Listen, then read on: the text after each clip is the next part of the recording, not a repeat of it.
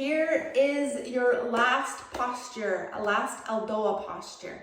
So this is C4 and C5 right in the neck. If you have been on the Facebook page, you will see the demos that Mike Christie put two of the students through.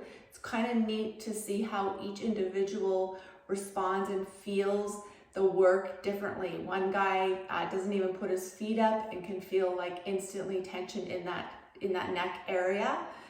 Whereas the other guy was like needed to be lifting his legs, etc., to feel that space. So it is good if you haven't been on that page to take a look at those videos just to see how he progresses you. And I will walk you through it here as well, just because I know the volume isn't great in that video, but it is really cool to kind of listen to some of the cues that he's listening to, or sorry, that he's teaching us. A lot of that is not going to make any sense to you, and that's absolutely fine. I'm going to make it sound a lot easier so you can follow along. So again, just to go over one of the most important things is you want to think constant tension from the start to the end point. So in this case, it's like your coccyx bone all the way up to the end of your head. So how do we cause that constant tension so that space can be created in the neck? Okay, so that's one thing you want to think about straight away. So you want to drive your pelvis down so there's no space in that lower back. Now some of you will feel maybe some tension already, believe it or not. It really does depend on whether or not you have some injuries or some tightness or some real compression happening in that area of the spine. So what I do is I first try not to engage too much in my abs. I just think stamping that lower back flat. Now the abs will engage a little bit, but try not to squeeze too much into it, because we want the tension to be more in that coccyx area. So back is flat, head is tucked down, and eyes are going to gaze at your chest. So there you go. Right away, I already feel tension in the neck. Okay, so if you feel like a 6 out of 10 here, this is probably what your homework will be, 1 minute each day until you start feeling less tension in the neck. So the second progression now is you're going keeping all of this engaged, back is flat, head is down, eyes are into the chest.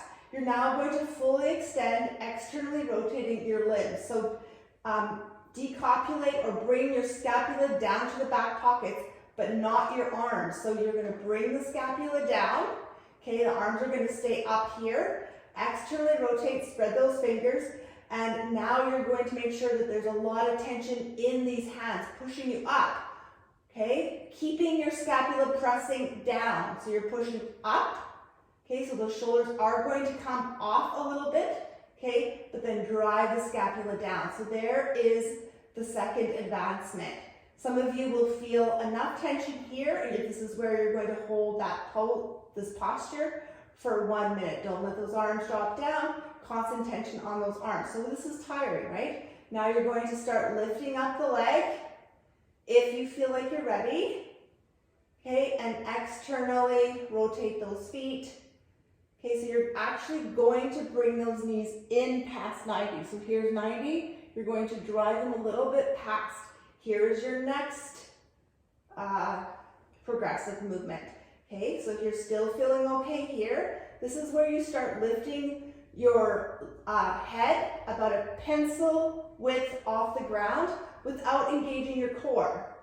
Okay, so constant tension on the arms, externally rotating your legs, bringing your knees in, lower back is flat, your head is down, your eyes are down. And now if you're ready, gently lift the head without engaging your core. Here is your C4, C5 Eldoa posture for your neck. Constantly breathing. Obviously, you're not going to talk through it. You're going to hold this for 1 minute. To come out of it, you're going to slowly bring one arm behind the head. Gently. This is so you don't break the posture. Placing your head down, and then one leg at a time. Okay, very slowly. We don't want any rebounding happening, and then relax. So there is your last posture, C4, C5. Listen to your body, be progressive. This one does show you many levels and many steps that you can build up to. So You'll feel that, I wasn't concentrating on what I should be feeling, but I want you to really focus on your breath, pressing all while keeping your scapula down. Okay, so you're not doing this, you're dropping it down, but then pushing this way. Okay, all while keeping everything really, really flat here. Feet are like so, hands are fully extended and out.